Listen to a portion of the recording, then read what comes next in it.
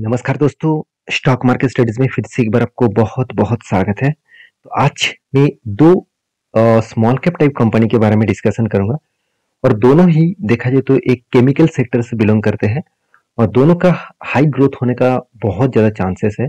मैं ऐसी बात क्यों बता रहा हूँ, मैं आपको वो सारे पॉइंट्स मैं आपके साथ शेयर करूंगा जो पॉइंट्स इस कंपनी के ऑब्वियसली ग्रोथ होने के लिए बहुत काफ़ी है। तो सारे पॉइंट्स देखने के लिए इस वीडियो को लास्ट तक जरूर देखिए और अभी तक अपने चैनल को सब्सक्राइब नहीं किया तो जरूर कर लीजिएगा कंटिन्यूसली इन्फॉर्मेशन और अपडेट्स पाने के लिए।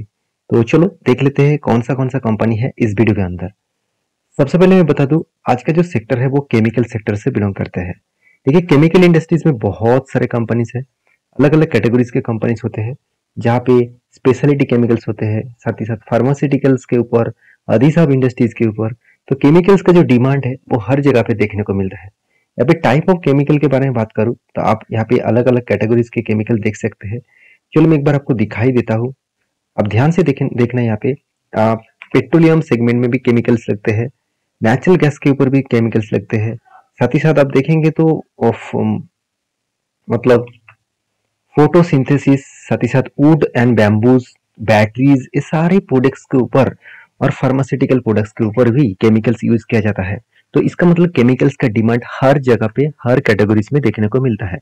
अभी क्या इस केमिकल सेक्टर में जो दो कंपनीज के बारे में डिस्कशन करूंगा वो कंपनी क्या कितना खास है, चलो सबसे पहले वो देख लेते हैं। सबसे पहले मैं जिस कंपनी के बारे में डिस्कशन करूंगा उसका नाम है, आप सबसे पहले मैं नाम आपको दिखा देता हूँ।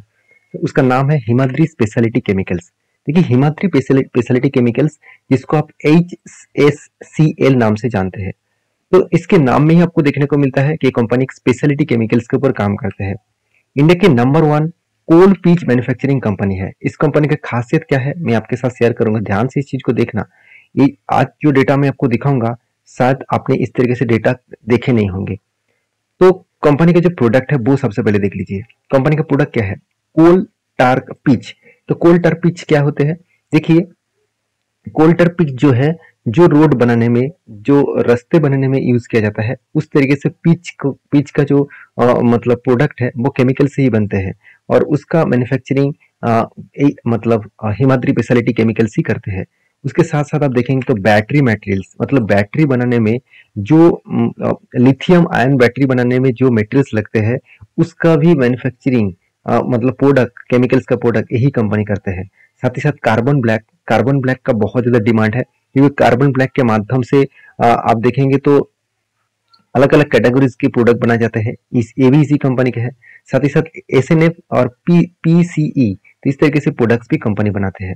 देखिए, प्रोडक्ट के बारे में और भी डिस्कशन करूं तो आप देखेंगे तो कोल टार्क पिच और उसके साथ कार्बन ब्लैक, उसके साथ स्पेशलिटी कार्बन ब्लैक, उसके साथ रिफाइंड नेप्थोलिन्स, उसके साथ साथ आप देखेंगे तो बैटरी जो मटेरियल्स है, बैटरी के लिए जो मटेरियल्स लगते हैं लिथियम आयन बैटरीज के लिए, वो भी इस कंपनी बनाते हैं। SNF, साथ ही साथ देखेंगे तो स्पेशलिटी ऑयल्स और उसके साथ साथ पावर सेक्टर में। तो इसका मतलब हर सेक्टर के ऊपर कंपनी जुड़े हुए हैं, हर सेक्टर को कंपनी कवर कर रहे हैं। तो इसका मतलब एक स्ट्रेंथ तो यहाँ पे बनते हैं, एक स्ट्रेंथ तो यहाँ पे देखने को मिला है। तो मैं इस कंपनी के लिए इसीलिए बुलिश हूँ क्योंकि कंपनी के जो प्रोडक्ट है वो हर कैटेगरीज सेक्टर में लगते हैं, हर कैटेगरीज। जैसे आप देखेंगे तो paint and plastic and fibre, तो इस सेक्टर के ऊपर भी है। साथ ही साथ आप देखेंगे तो ग्राफ्टिक मतलब ग्राफाइट इलेक्ट्रोड्स, इसके ऊपर भी कंपनी का प्रोडक्ट लगते हैं।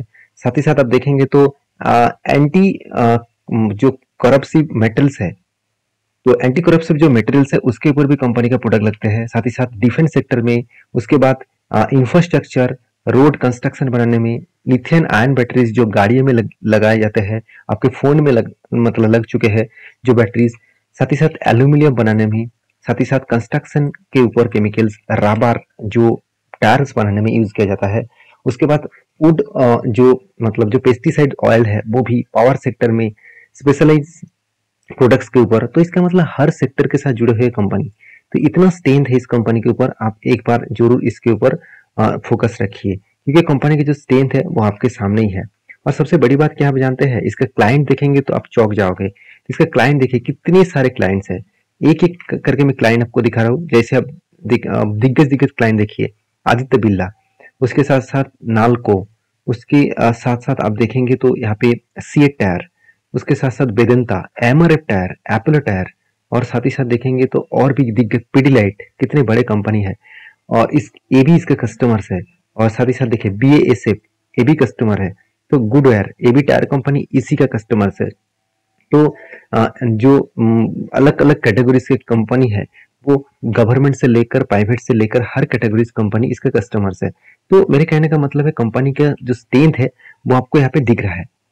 तो इसलिए मैं कंपनी के जो प्रोडक्ट है, प्रोडक्ट तो बहुत शानदार है, अभी आपको देखना है कंपनी में कितना दम है। देखिए कंपनी का मार्केट कैप के बारे में बात करूँ तो कंपनी 10,500 करोड़ के आसपास मार्केट कैप लेकर चल रहा है। कंपनी का पी रेशियो 36 है और इंडस्ट्रीज पी रेशियो 32 है। इसका मतलब कंपनी अंडर वैल्यूड के आसपास है। आरओसी आरओई तो बेस्ट है, एक एवरेज लेवल के आसपास है। और कंपनी का जो डेप्थ ऑफ इक्विटी है वो देखा जाए तो ठीक ठाक ही है, उतना ज्यादा डेप्थ नहीं है। इनकम भी हो रहा है और प्रोमोटर के पास होल्डिंग्स भी है। अगर मैं प्रॉफिट एंड लॉस यहाँ पे मैं आपको दिखा दूं तो लास्ट कुछ फ्यू इयर्स में 2019 से लेकर 2020 तक 2023 तक कंटिन्यूसली कंपनी क्या किया, प्रॉफिट को ग्रोथ किया। कोविड के टाइम में थोड़ा सा प्रॉफिट में जर्नी कम हो गया था, उसके बाद देखिए धीरे धीरे करके कहाँ से कहाँ तक आ गया। इसका मतलब प्रॉफिट में सॉरी कंपनी के रेवेन्यू में शानदार ग्रोथ हुआ, उसके साथ साथ प्रॉफिट में भी देखिए शानदार ग्रोथ हुआ। कोविड के टाइम में कम हो गया था, उसके बाद प्रॉफिट को फिर से रिकवरी किया। और नेटवर्क के बारे में बात करें तो कंपनी का नेटवर्क कंटिन्यूसली बढ़ते जा रहे हैं, जो कंपनी के लिए एक प्लस पॉइंट है। और रही बात कंपनीज के एज ए बैलेंस शीट के, तो देखिए रिजर्व कंटिन्यूसली बढ़ते जा रहे हैं, कंपनी का कर्जा कंटिन्यूसली घटते जा रहा है और कंपनी का फिक्स एसेट भी लगातार बढ़ते जा रहा है। और एज ए इन्वेस्टर, प्रोमोटर से लेकर एफआईएस पब्लिक, हर किसी के पास इस कंपनी का हिस्सेदारी है।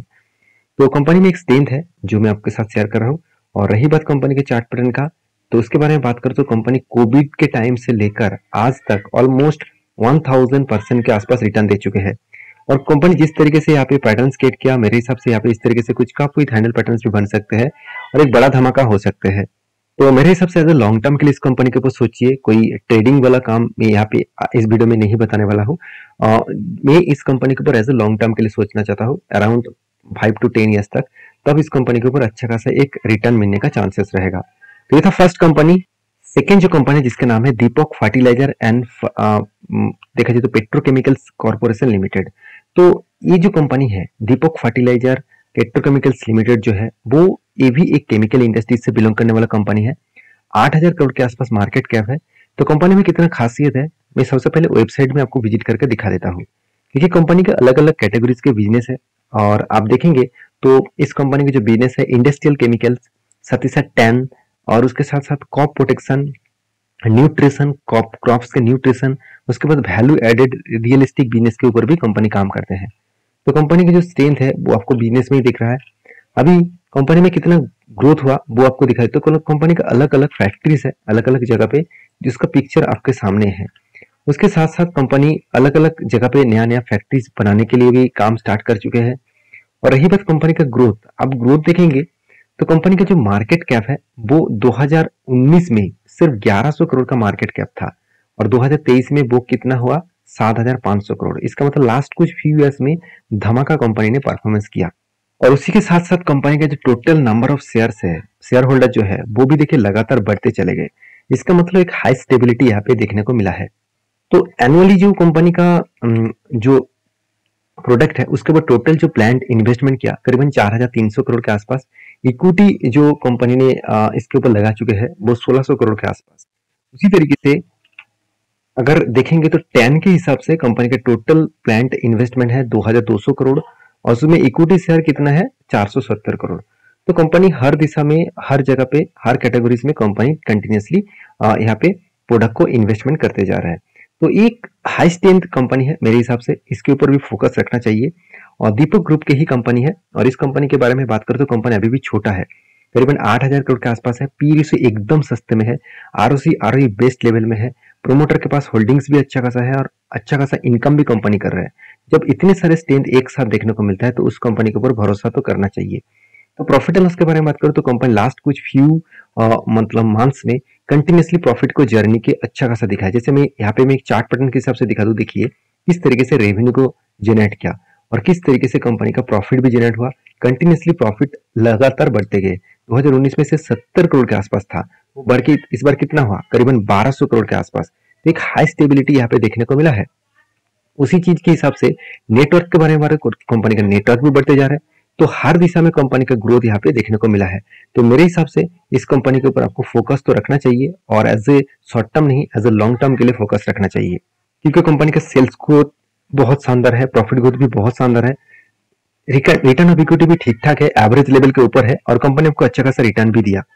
एज ए इन्वेस्टर उसके बारे में बात करने से पहले मैं बैलेंस शीट के बारे में बात करूं तो रिजर्व देखिए 1100 करोड़ से बढ़ के हो चुके हैं 5000 करोड़ के आसपास। बोरिंग्स जो 800-900 करोड़ के आसपास था वो बढ़ के हो चुके 3600, मतलब 3600 के आसपास जो कर्जा बढ़ा, वो कर्जा इसीलिए बढ़ा, उसके पीछे कारण भी है। उसके पीछे कारण क्या है? कंपनी देखिए CWIP में करीबन 3500 करोड़ पैसा लगा कर रखा। तो इस पैसा कहां से आया? इस पैसा एक्चुअली कंपनी के पास जो आया, जो मतलब पैसा जो कंपनी के ऊपर लगा के रखे हैं इस मैनेजमेंट टीम ने, वो पैसा डायरेक्टली नेक्स्ट ईयर में कहाँ पे ऐड होगा? फिक्स एसेट में ऐड हो जाएगा। तो इसका मतलब फिक्स एसेट लगातार बढ़ते जा रहे हैं, और उसके साथ साथ कंपनी का बिजनेस भी बढ़ते जा रहा है। तो मेरे हिसाब से इसीलिए एज ए इन्वेस्टर प्रोमोटर से लेकर FIS पब्लिक हर किसी ने इस कंपनी के ऊपर निवेश करके रखे हैं। तो एक प्लस पॉइंट यहाँ पे देखने को जरूर मिला है। तो मेरे हिसाब से इस कंपनी के ऊपर भी फोकस रखना। और रही बात चार्ट पैटर्न्स का, तो देखिए इस कंपनी कोविड के बाद एक शानदार मोमेंटम दिखा। कोविड के टाइम में इसका प्राइस था सिर्फ 50 रुपीज के आसपास, वहां से कंपनी जर्नी किया करीबन 1000 के ऊपर।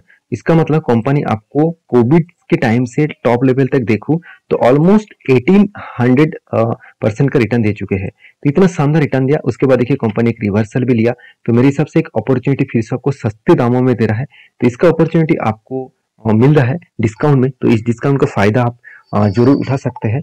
तो प्लीज इस कंपनी के ऊपर अगर आप शेयर बाय करना चाहते हैं तो प्लीज आपके रिस्क के हिसाब से करना, क्योंकि मैं खुद के एनालिसिस के हिसाब से और मेरे रिस्क के हिसाब से शेयर के ऊपर बाय सेल करता हूँ। तो ये मेरा कोई रिकमेंडेशन नहीं है। अगर आपको किसी कंपनी के ऊपर बाय सेल करना है तो आपके रिस्क के हिसाब से जरूर करिएगा। तो वीडियो अगर अच्छा लगे तो प्लीज लाइक करना, दोस्तों के साथ शेयर भी करना, चैनल को सब्सक्राइब भी करना। मिलते नेक्स्ट वीडियो में, तब तक के लिए अच्छे से रहिए, अपने ख्याल रखिए, धन्यवाद।